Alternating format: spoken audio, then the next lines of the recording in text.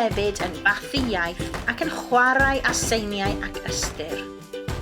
Bydd defnyddio ddrama i chwilio cyrch ddull creadigol mewn sesiynau llythrennedd yn saff o wneud eich myfyrwyr ddwlu dysgu ac i wella llythrennedd.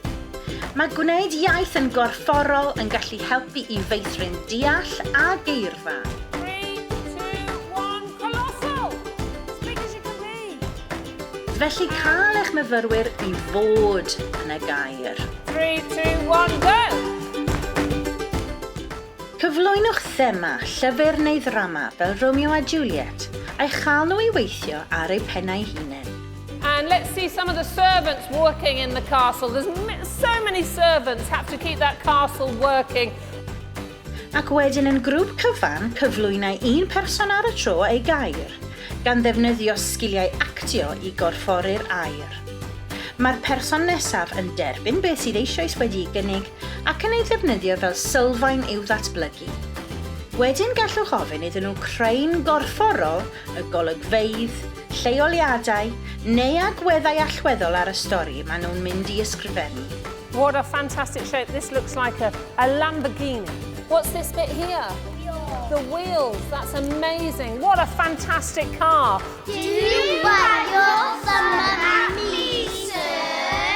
Gellir defnyddio sarhadau Shakespeare i wneud iaith yn gêm. Defnyddiwch ddrama i gyflwyno iaith anodd i'ch dysgwyr. Mae Shakespeare yn llawn o sarhadau. After 3, rat catch up. 1, 2, 3. Oh, that's good.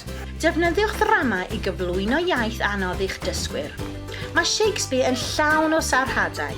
Mae cyfleoedd i fyfyrwyr glywed ac ailadrodd iaith gymleth cyn iddyn nhw ei gweld ar bapur yn ei helpu nhw i'w archwilio a theimlo ei bod yn berchen arni.